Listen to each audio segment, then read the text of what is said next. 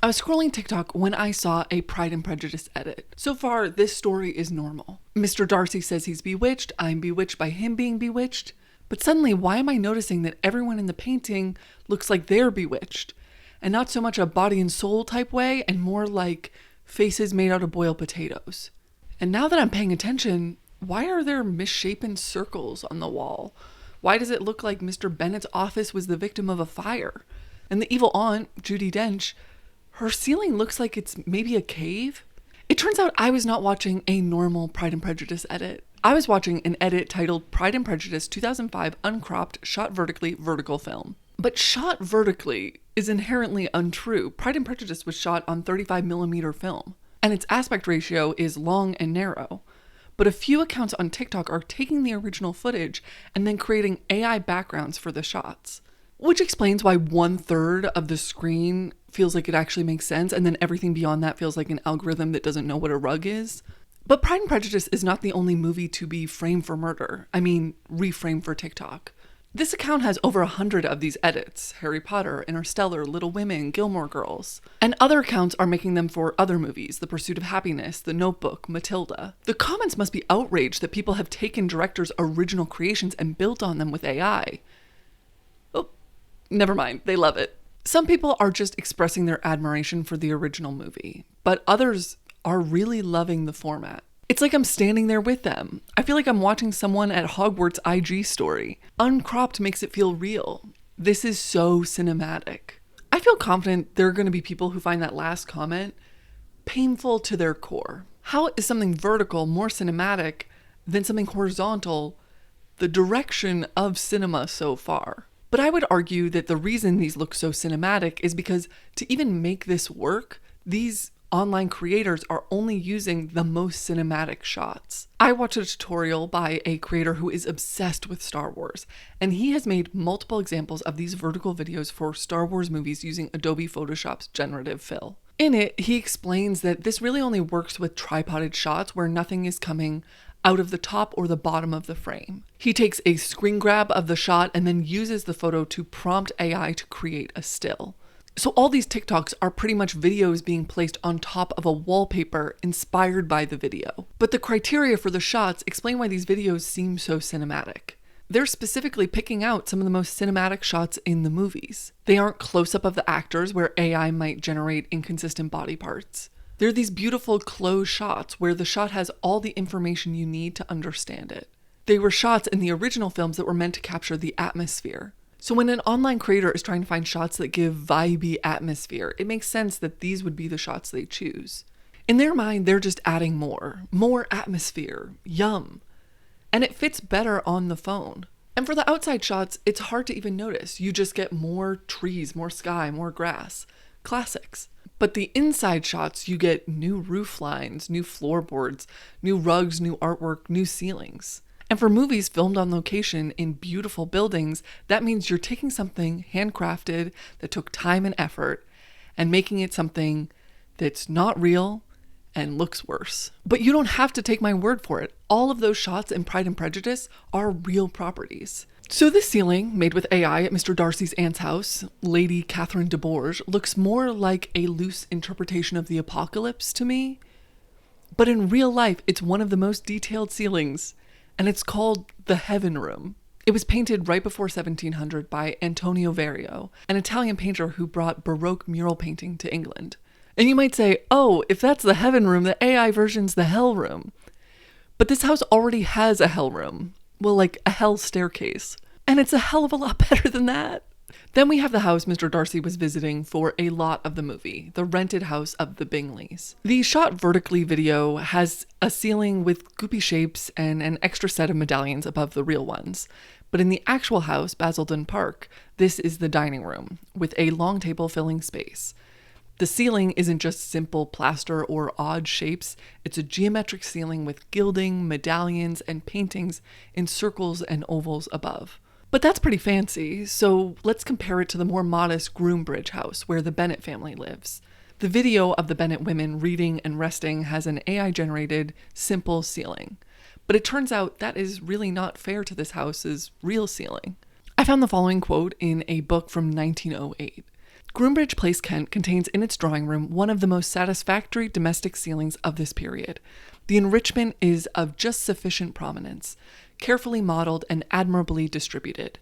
The plan of the ceilings are of a quite simple type, but the gracefully modeled detail is crisp and sharp. That book is called The Art of the Plasterer, and I am extremely confident that that fake ceiling wouldn't get a page dedicated to it in this book. Now, the last room I want to show you is the first one I complained about, the room where Mr. Darcy's younger sister, Georgiana, is playing piano. But this room is in the actual Wilton house and is called the Double Cube Room. It features a painting with faces. The painting is of the 4th Earl of Pembroke and his family by Anthony van Dyck, a Flemish Baroque painter. But that painter wasn't broke. He was the son of a silk merchant. The AI version added windows above the doors, suggesting this room goes directly outside. But the actual room is so covered in plasterwork and paintings and the most elaborate ceilings, making the AI version almost comical. There's a gilded cornice, a curved mural of cherubs and fruit, and then there is another inlaid mural at the very top. The room was designed by Inigo Jones, and the shot vertically TikTok couldn't even comprehend the type of intricacy and money that we're talking about here. But honestly, I don't really have to describe this in detail because the book, The Art of the Plasterer, did it for me. The sides of these ribs are molded and enriched with a general type of ornament used in this period, but the soffits are enriched with swags and drops of leafage, fruit, and flowers, which hang downwards from the ceiling and are therefore modeled in full relief. In a room of such height, this treatment does not appear too heavy. It turns out the man who wrote this book, George P. Bankart, was very passionate about ceilings, but more specifically plaster. In his introduction, he managed to get me riled up about plaster, and I think it's going to work on you too. That an art so extremely interesting and unique as that of the plasterer should have escaped record and consideration in any collected form at the present day is to be regretted. It is the object of the writer in the following pages to offer to the public, to architects, to plasterers, and other craft workers, not only some instances of what has been done, but of what may be gathered in body and spirit from the past use of so homely a material, once worthy of the best efforts of many of the greatest artists the world has produced. He goes on to explain that plasters had been taken out of the art form because of architects. He talked about what their job once entailed. Theirs was not the life, struggle of a commercial race.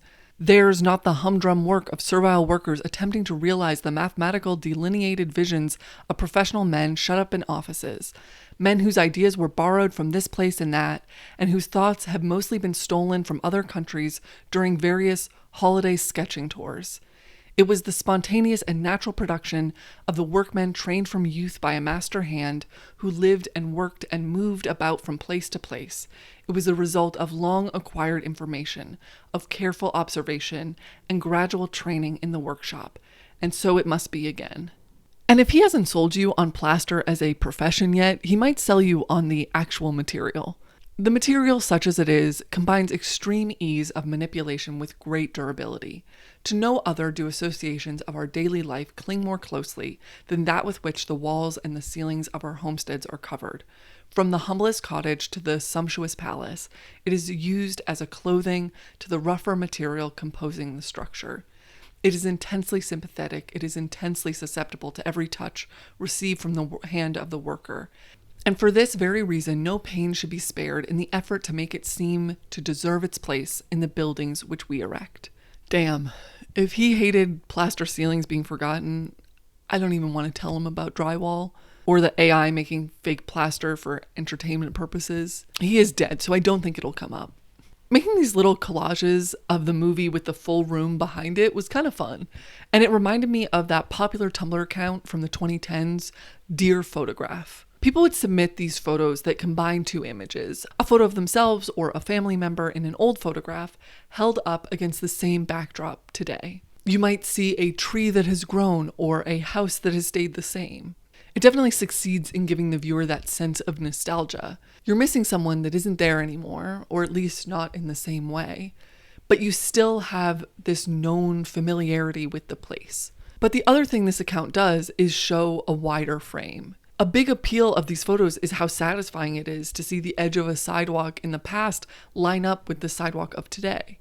Those initial images are gone, but the second photographs show you everything surrounding it that you might have missed the first time. Sure, things might be different, but a lot of times the windows, the ceilings, the structure of the homes have only had cosmetic changes. And it feels kind of similar to me pasting a screen grab from a movie onto an old black and white photo from a book about ceilings. The AI clearly can't do that, but the neat part about a lot of these houses is you could. The Bennett house is under construction, being turned into a restaurant and hotel, but some of the other mansions are places you can take tours of.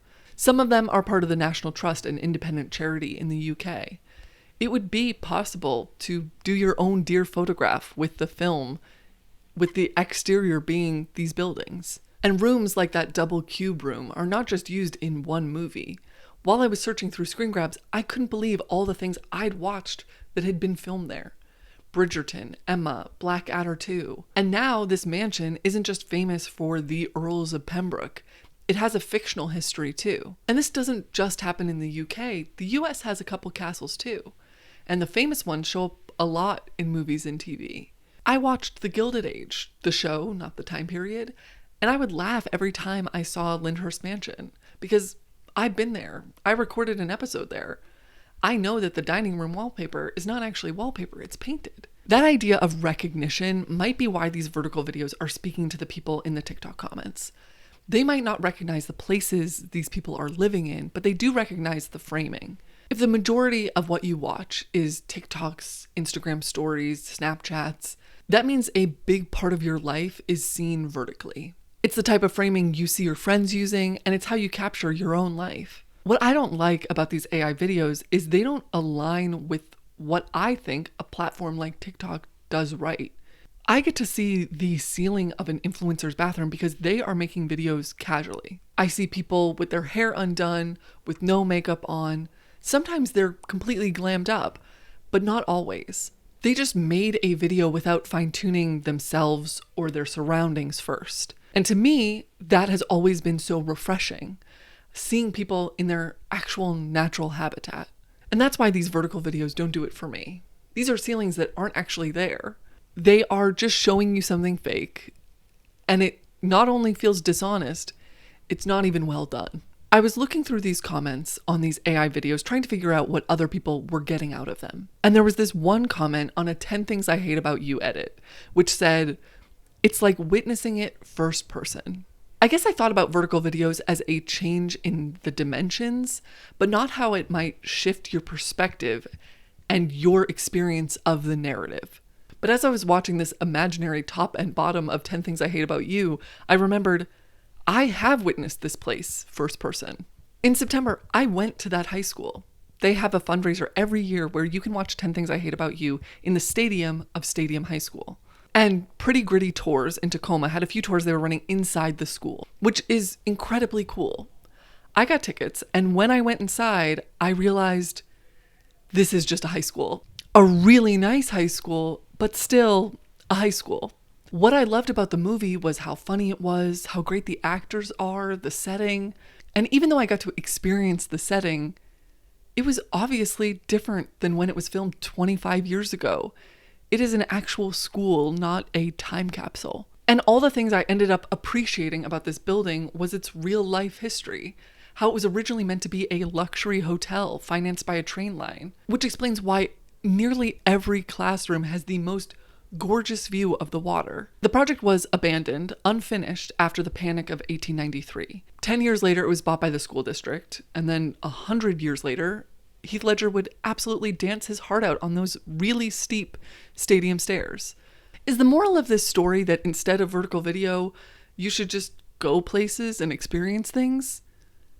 Well, it would be if the reason I even learned about that event, that 10 Things I Hate About You viewing, wasn't because of a vertical video on TikTok the previous year of someone going to that event and recording the view and watching the movie on the scoreboard, and it just looked like a lot of fun. And that got me to remember it, wait a year, buy tickets, and then take an hour bus ride. So vertical video is clearly good for something. And on that Pride and Prejudice video, one of the comments was, "I've never watched this movie. I'll be watching it tonight." I've been trying to imagine what the future of filming might look like. I wonder if more things might be produced vertically at some point. YouTube has now unlocked longer vertical shorts. Long shorts. So if you're seeing this video vertically, you know what happened. Don't pay attention to the AI ceiling or my AI body. Sure, TikTok seems to have started it all, but then there was Quibi, a short-form streaming platform which had vertical options. It was kind of mocked when it shut down in 2020 after less than a year, but I do wonder if things would have been different if it launched now. Vertical videos are ingrained in people's lives. I have seen so many filmmakers create works of art within the parameters of TikTok. But those videos were filmed with the plan of being vertical. And those movies, like Forrest Gump, certainly were not. So these artificial additions make sets and scenes that were cleverly and artfully framed less human. I'm kind of okay with these as fan creations. Fans are known for messing with the media that they love. They've re-edited entire films to make it what they wanted. But I fear what Hollywood thinks AI can do for them. Their back catalog of movies is a valuable thing, but they've already been filmed. You didn't include the ceiling because you didn't care about plaster. So you can't fake it now. In movies, every time something is filmed, it's memorializing a lot. The actors, the location, the way we talk and write and joke. Even though it's fiction, it's still a document. And if you mess with that document too much, it doesn't represent all of those things anymore. Thank you all for watching this video. I also have another thank you, which does require a prop. I officially hit 100,000 subscribers on YouTube, and I got this plaque from YouTube. And I just want to thank you all for subscribing and for being here and just for being so smart and nice and cool. I made another video a couple months back about AI houses that you see on Pinterest and on Facebook that I think is very interesting. Also, thank you to everyone who subscribes on Patreon. You can do a paid version, which will get you access to monthly videos, or an unpaid version, which will get you a newsletter from me every month or so. I don't know what my video will be this month. If any of the Patreons have thoughts, let me know. Okay, bye everyone. Thank you.